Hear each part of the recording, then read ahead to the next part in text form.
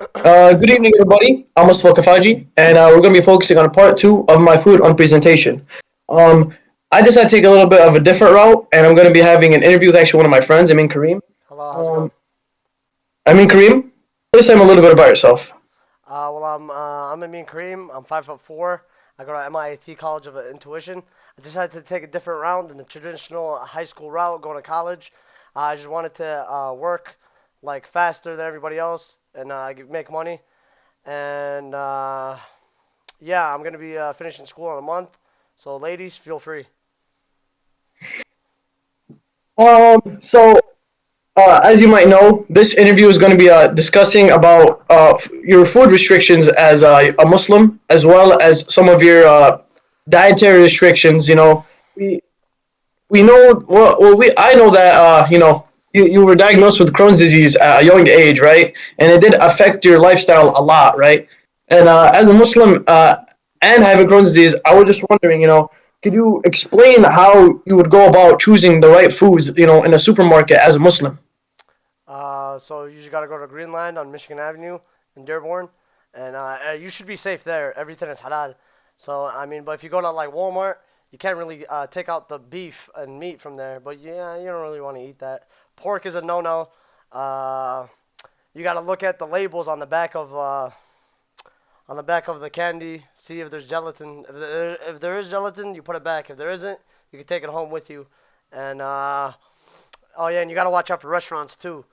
Cause the McDonald's on Ford Road, it lied to everybody. It said it was halal, but it was haram. I kind of fell into the trap, and I don't forgive them for what they did.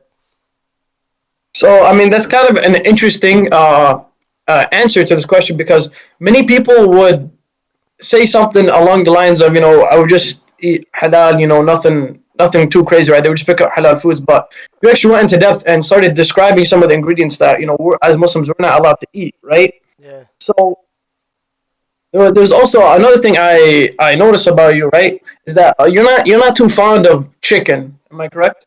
yeah. Yeah. So I would like you to explain to me like what kind of experience that is for you for not liking some meats while also choosing halal foods uh, in your life. Uh, uh, I just don't like chicken. The texture is yucky. I never really liked that. I like ground beef though. I'm a big boy, so I like me some burgers. Fish is a no-no. I don't like the smell of it. And with the Crohn's thing, it doesn't really affect me anymore. So, ladies, again, it doesn't really affect me anymore. more, but yeah. So I don't have any dietary restrictions. I can eat whatever I want, except chicken is a no-no for me. I don't really like it that much. I mean, some chicken is pretty good, like a So it's sandwich, it's selective. It's just selective. yeah. So when you were talking about your issue with Crohn's, right? Um, since you said that it doesn't really affect you anymore, how did it affect you back then when you were diagnosed? I believe when you were how old were you? 13. 13. I How did it affect your I diet your diets? On my diet, I Yeah, I how was did I was like 90 pounds. Every time I ate something, it would just come out my rear end, and like it wasn't very good. I wasn't really eating, and every time I ate, like I said again, it'll come out my rear end, and I basically missed out of all of middle school. So yeah, that's I didn't really get to eat that much. well so basically what you're saying is you weren't really eating, right? There No, weren't there weren't certain foods you were not allowed to eat is what you're telling is what no, you're no. telling me. All the foods were coming out of me, No, I'm except saying except like boiled potatoes. I think I was allowed to eat just a bunch of boiled food, and it wasn't good. So I just didn't eat that much. so combining all these elements, the fact that you're Muslim and how Crohn's affected your life and how I guess you're not too fond of some meat. How does this come into play when you're living your everyday life? I just gotta. Sometimes when my mom cooks, she cooks for the whole family, and then I don't like that food, so I gotta go spend money from my own paycheck to go to for me to eat. Hmm. And what else?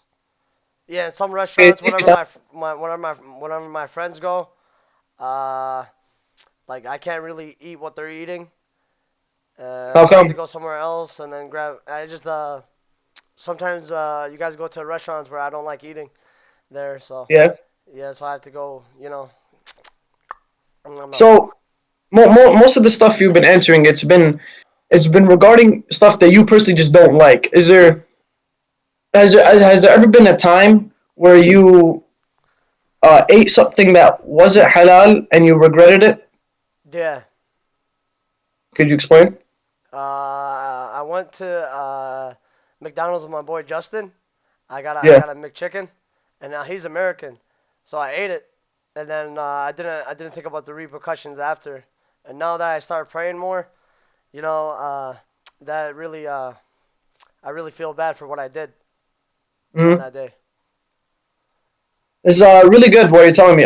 So uh, after all of these questions I've asked you, right, and after all your answers, what do you think your take-home message is to the people who are watching this who feel as though they're being overwhelmed with their food restrictions? Because there's a lot of people who can't eat a lot of things and they're feeling so overwhelmed by it. But you feel like it's just a part of life. It's really not that crazy, right?